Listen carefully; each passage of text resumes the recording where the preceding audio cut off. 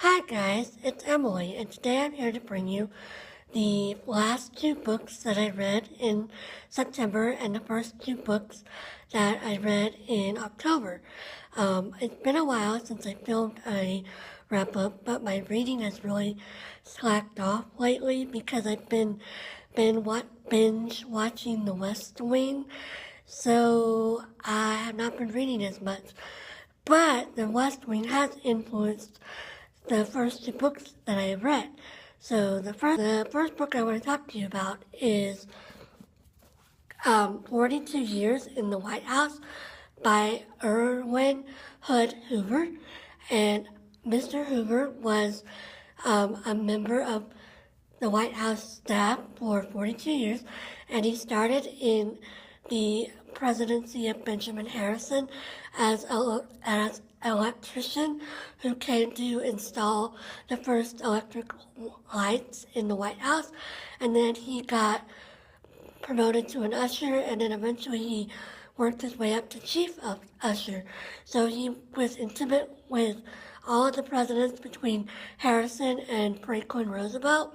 So that includes people like Teddy Roosevelt, Calvin Coolidge, Harding, Wilson, just all the presidents in between Benjamin Harrison and FDR. So this book is interesting.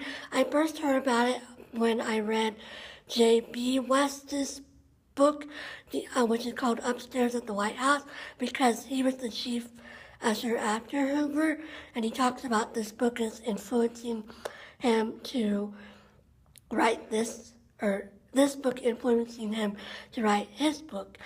And the West book has become pretty popular lately and has been reissued with a new cover and stuff, but this book has not, and I had to get this through interlibrary loan because it's not readily available, and it costs like $30 on Amazon to buy, so I just got on interlibrary loan.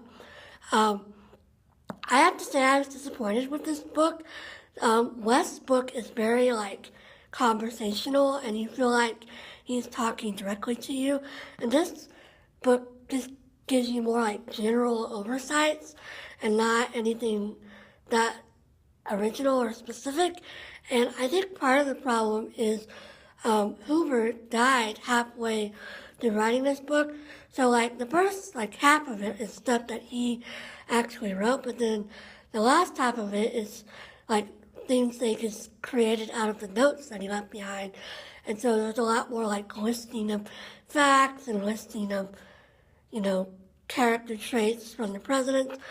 He talks about their eating habits and their day-to-day schedules, which ones would stay up really late and which ones would go to bed really early, and which ones, were workaholics and worked all the time, and which ones only worked 8 hours a day and left right at 5 every day.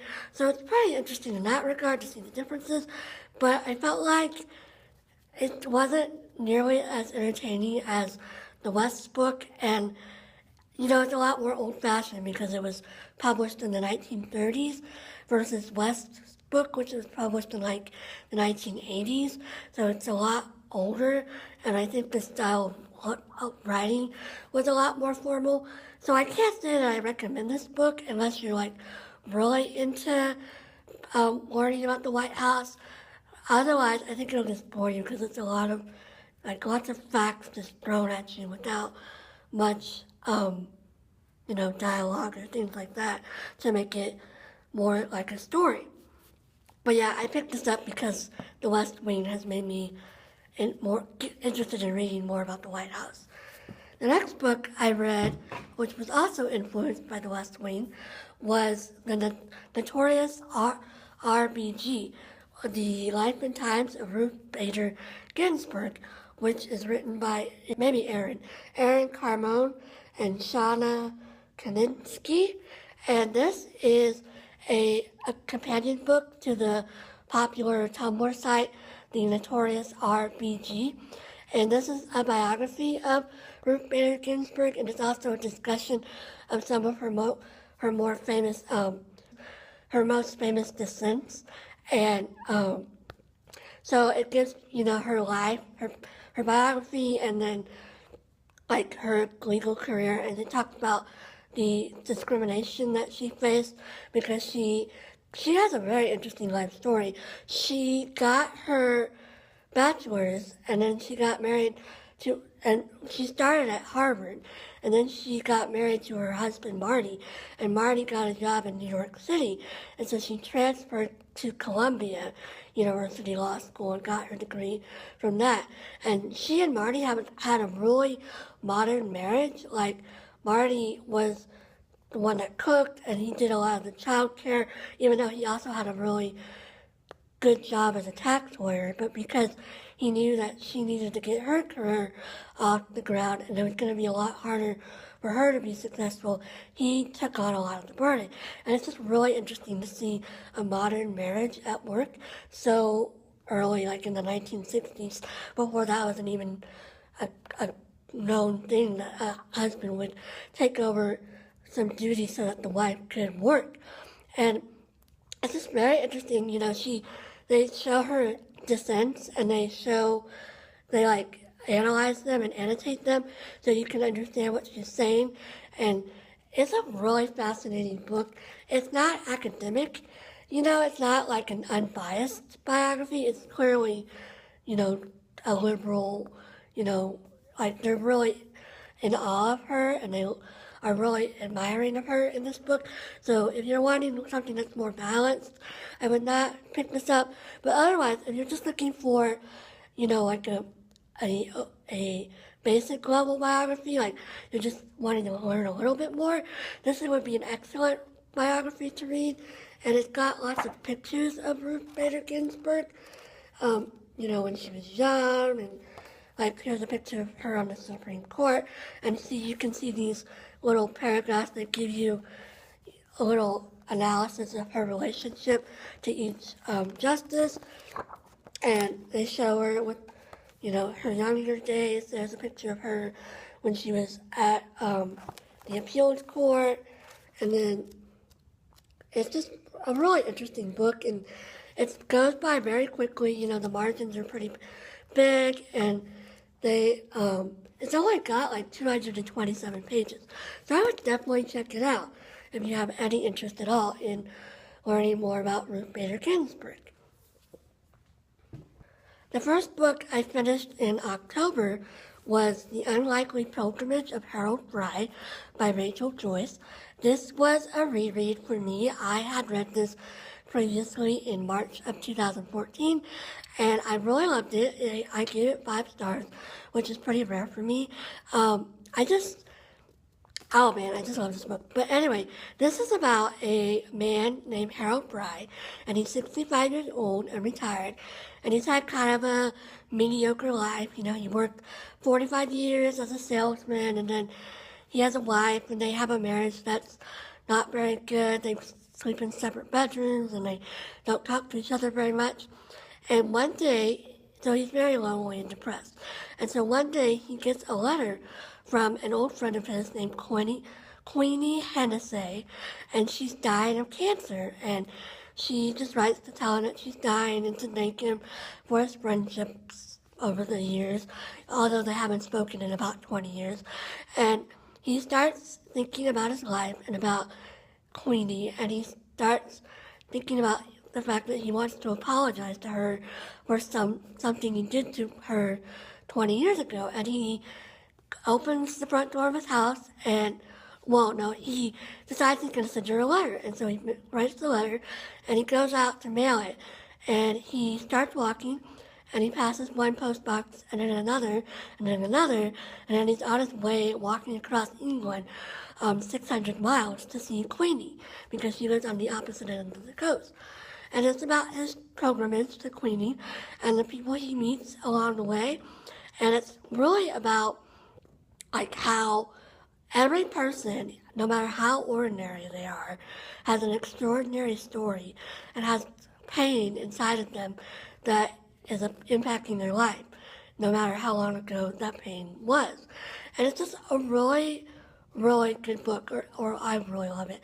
And it's very slow, so it's not an adventure story or anything like that, but it's it's just very beautiful, and you see really wonderful images of the scenery, and see, because Harold is on a journey, and people know he's not ever going to see them again, and he's not ever going to talk to people they know, they tell him their secrets, and so you see a lot of interesting characters that he meets on the road, and you get to know their secrets, and it's just a really beautiful story, and, over the course of the journey, Harold learns some things about himself, and then you also get the perspective of his wife, Maureen, and you get to see what she's going through, and you learn why she and Harold grew apart, and you just get a really good sense of who these people are.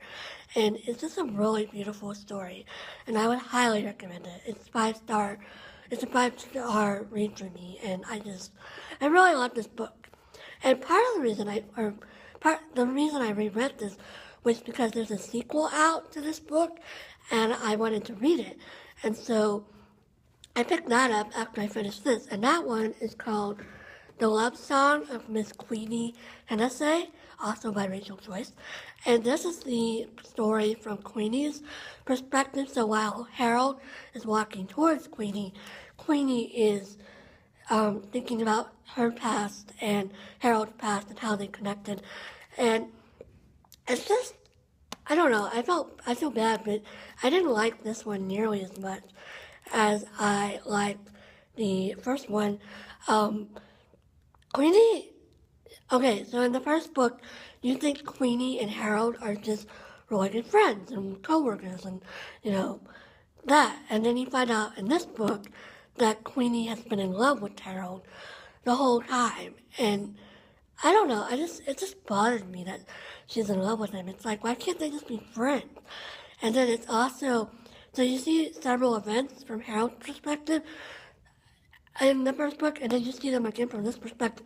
And like in every event, Queenie was there, but Harold didn't see her because she was, out of sight or hiding or whatever. And you're just like, is it really possible that Queenie was there for every significant event in Harold's life? And you're just like, what? And I don't know, it's just like, and then it's 20 years later, and she's still pining for Harold, and she's still depressed about it, and you're just like, move on. Like, she literally moved 600 miles away to get away from Harold's bride, to get over it, and then she never gets over it, and it's just like, why can't you, I don't know. Like, obviously, I've never been in love, so maybe I shouldn't comment, but it's just like, it doesn't really take people 20 years to get over a love affair that wasn't an affair. Like, Harold was true to his wife, and he never cheated on his wife. So they never, slept together, or, they never even kissed, and she's still, upset about it 20 years later. It's like, it wasn't anything worth being upset about 20 years later. I don't know. It's just, I would not recommend this one. It was too slow. Like, the first one was slow, but it worked. It made sense that it was slow. And this one was just it dragged on, and you're just like, get to the point. Get to where Harold comes. And then, I don't know. I was just really disappointed with this book. And I don't know. It just, I would not recommend this. I would recommend the first one, The Unlikely Pilgrimage of Harold Bride, but I would not recommend this one. Sad to say. So that's what I've been reading lately in the latter part of September and the early part of October. I'm still going to be watching The West Wing. And yeah, I have 21 books left to read before the end of the year. So I'm to reach my goal of reading 100 books. So hopefully I will get that done. I've been thinking about creating a West Wing book tag.